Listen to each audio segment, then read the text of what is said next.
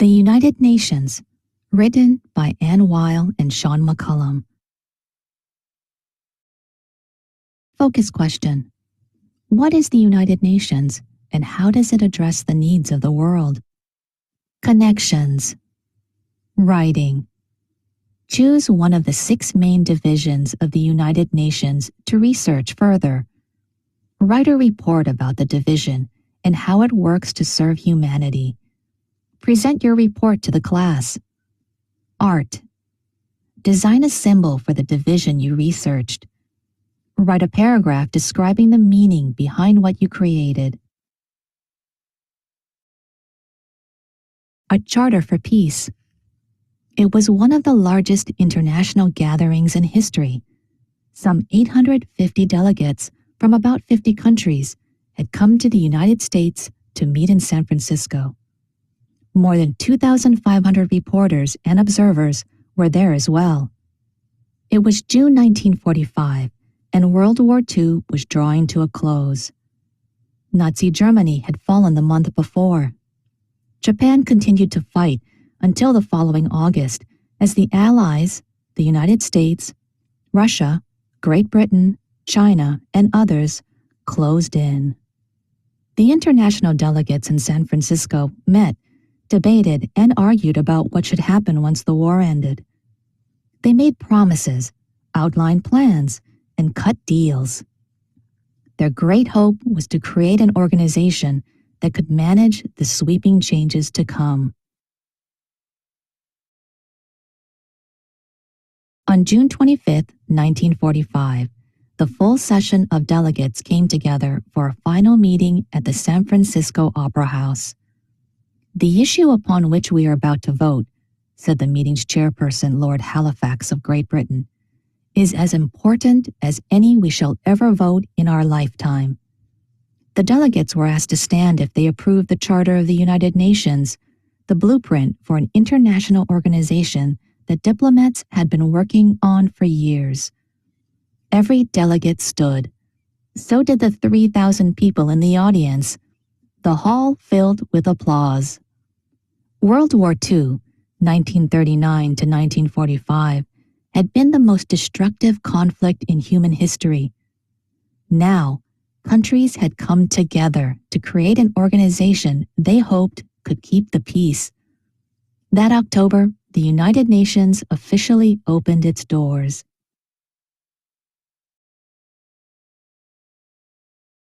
The United Nations today. Today, the United Nations is frequently in the news. Where there is famine, you may see white trucks stamped with UN in big black letters delivering food. Where tensions are high between countries, and in the case of a civil war, you may see UN peacekeepers in sky blue UN helmets trying to keep order. Where an earthquake has leveled a town, UN workers may be hustling to raise tents to serve as temporary shelters.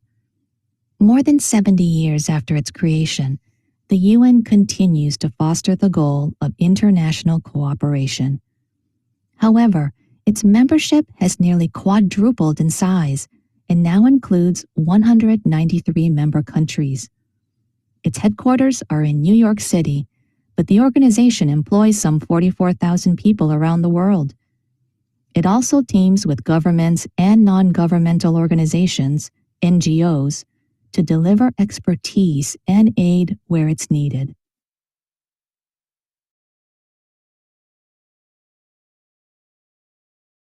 The world population has more than tripled since the UN was founded, so the organization's missions have grown in size and complexity. At the UN's core, though, remain the goals of helping people in trouble, promoting human rights and freedoms, and addressing global challenges that can only be addressed by countries working together. Its missions do not always succeed, but the UN is often willing to confront disasters no one else will touch. The UN includes 6 main divisions or organs. These are the Secretariat, General Assembly, Security Council, Economic and Social Council, Trusteeship Council, and International Court of Justice. Each one serves a different purpose in trying to address the needs of a growing and ever more complicated world. The League of Nations. The idea of an international organization like the United Nations was not new. Following World War I, 1914 to 1918, countries came together to form the League of Nations. Its essential purpose was to maintain world peace. However, U.S. President Woodrow Wilson was unable to convince the U.S. Congress to approve the treaty that would make the United States a member. Congress voted to keep the United States out, fearing that membership would force the country to surrender control of its own affairs. The League had some successes, but slowly broke apart. It was dissolved in 1946, after the United Nations began operations. The Secretariat. The Secretariat is the executive branch of the United Nations. Its headquarters in the United Nations Secretariat Building is a famous New York City landmark on the East River. From there, UN executives oversee the day-to-day operations of the global organization. The Secretary General serves as the Secretariat's top executive. He or she guides UN operations and efforts and often acts as the organization's main spokesperson. However, the Secretary General does not have commanding powers like those of the leader of a country or head of a company. Instead, this person functions more as a master communicator and top diplomat. The Secretary General uses powers of persuasion to convince others to negotiate or to help out during a crisis. It is a very demanding job, one that requires determination, composure, and a talent for communication. The Secretary General, who is elected by UN members, serves a 5-year term and may be reappointed. So far, no Secretary General has served more than 2 terms. There have been 8 Secretary Generals in the history of the UN, chosen from 8 different countries on 5 continents.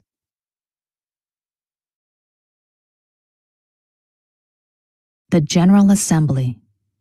The General Assembly, GA, functions as the main decision-making body of the UN. It is composed of the 193 member countries. The GA is where member countries discuss, debate, and sometimes vote on important questions. They may also gather to hear addresses by world leaders. The UN has 6 official languages: English, French, Spanish, Russian, Arabic, and Chinese. Members often wear headphones so they can listen through an interpreter. In some cases, the members of the General Assembly vote for or against recommendations, called resolutions. For example, the GA may agree to send humanitarian assistance after a natural disaster. In 2010, the Caribbean country of Haiti received financial and technical support from the United Nations to help rebuild after a huge earthquake. However, if resolutions are not specifically about internal UN issues, the UN has no power to force a country to obey them. The General Assembly also includes smaller committees that study and advise on specific subjects. One committee deals with issues related to disarmament and international security, for example. It develops programs to try to reduce international violence.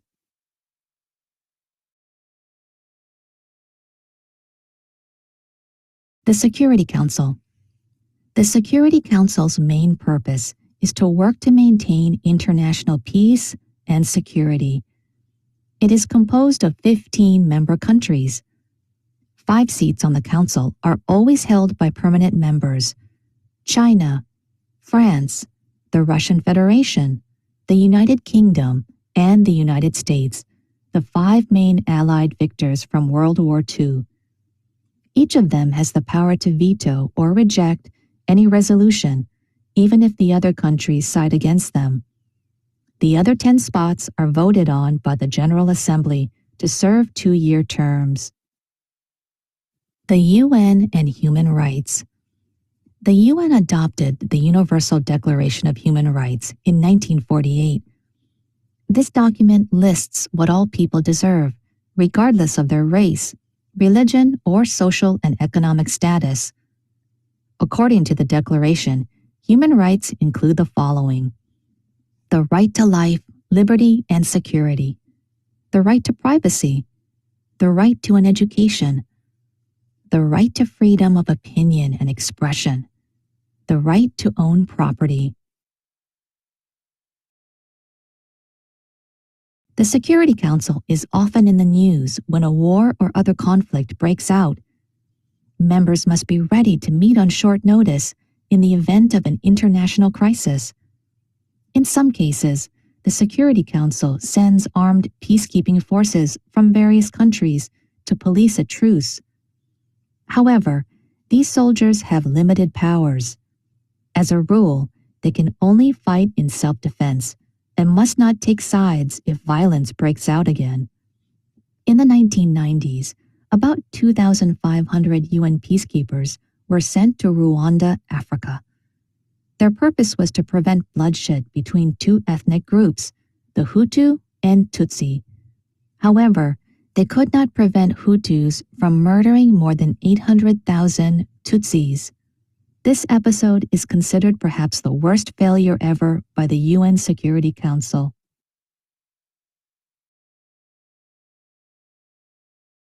The Economic and Social Council. This organ of the UN deals with economic and social issues that impact cultures, countries, and the globe. ECOSOC, as it is known, includes 54 members that each serve overlapping 3-year terms. One of its ongoing missions is to bring attention to and support vulnerable groups. For example, ECOSOC's Commission on the Status of Women works to advance women's rights around the world. It also has the Permanent Forum on Indigenous Issues to protect smaller local cultures, such as Aboriginal groups in Australia. In some places, these cultures are in danger of disappearing due to outside pressures. One of ECOSOC's most important tasks is monitoring the balance between economic growth and preservation of the environment. Economic development is important to meeting human needs. It creates new jobs and inspires new technologies. However, it can also use up or damage valuable natural resources. Clean air, water, and land are also vital to keep the planet healthy. Balancing these two needs is important, but not always easy.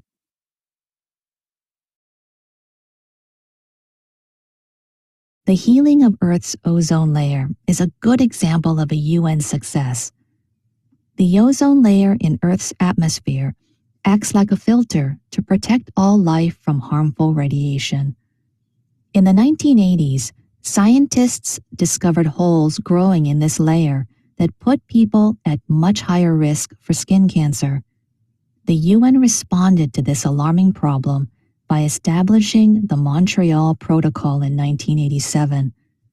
This agreement required nations to greatly reduce the release of certain chemicals that were creating the holes.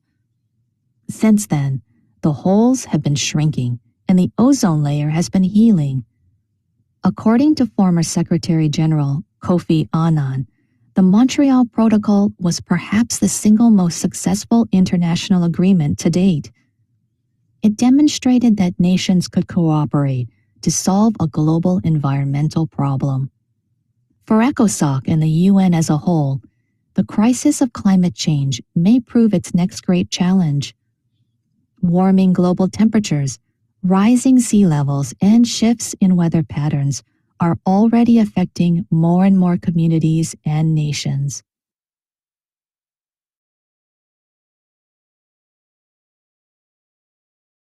The Trusteeship Council. The Trusteeship Council is a UN organ that suspended operations in 1994 with a plan to meet again if the need arises. Its responsibility was to help colonies controlled by other countries to gain their independence.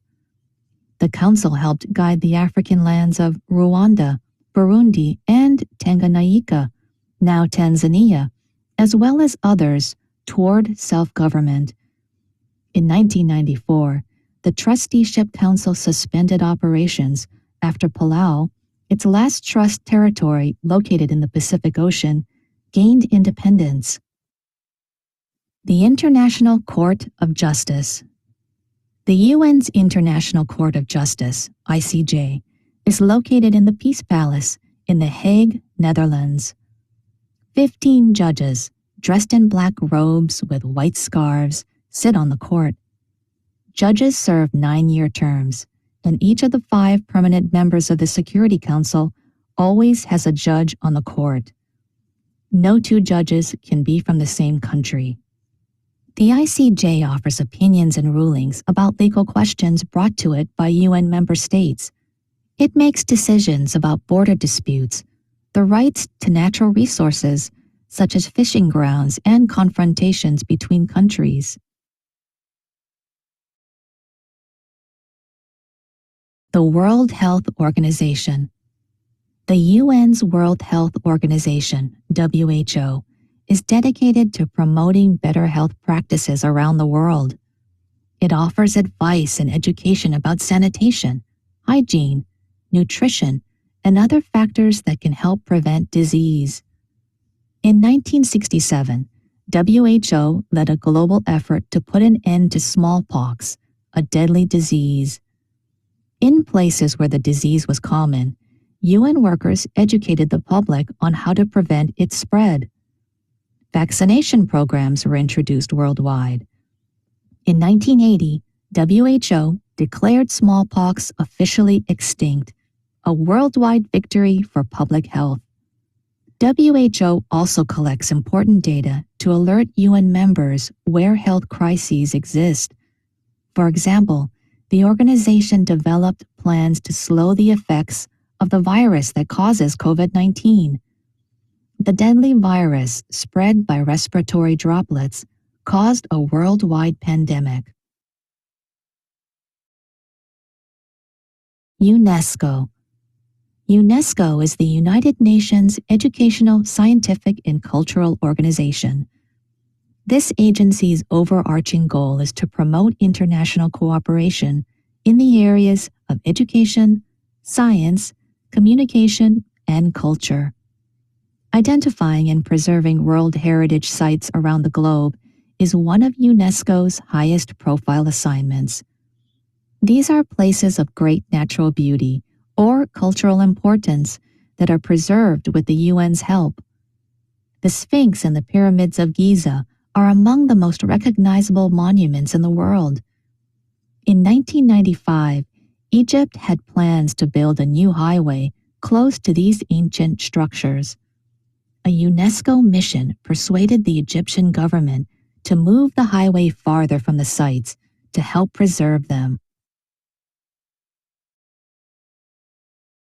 The UN High Commissioner for Refugees. There are about 65 million refugees in the world today.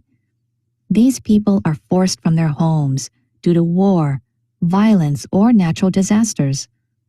Some refugees seek safety in their own land. Others escape or are transported to another country.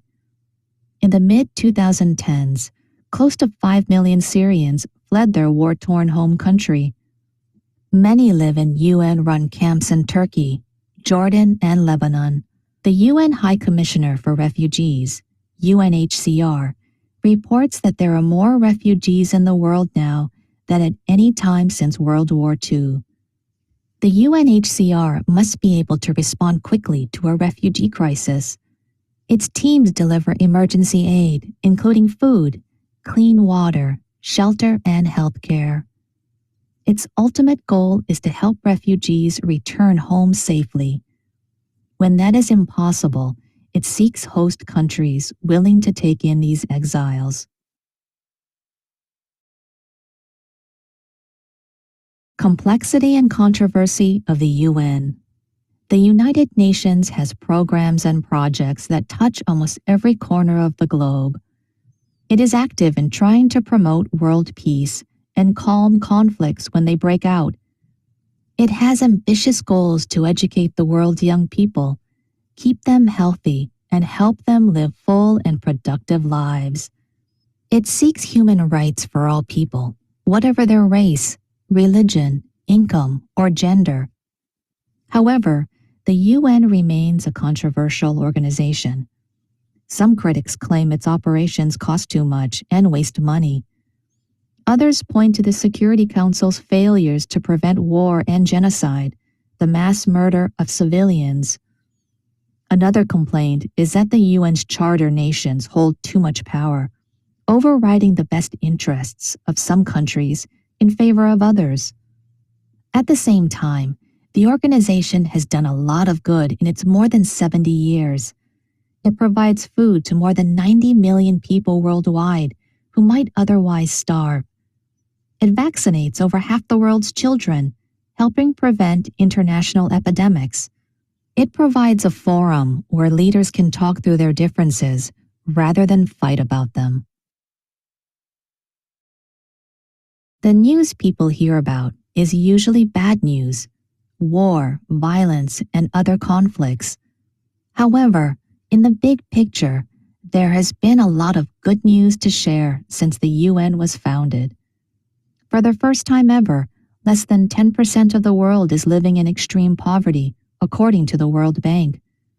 A Human Security Report study indicates that deaths from warfare have fallen steeply and fairly steadily since World War II. WHO reports that people's average lifespan has increased and fewer children die before age 5. Many factors contribute to these positive changes, but the UN has been one of them. Humanity faces many challenges in the decades ahead, climate change and environmental concerns among them. There is no easy way to solve these and other problems once and for all.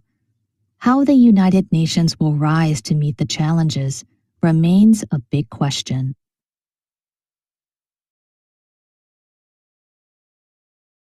Good job!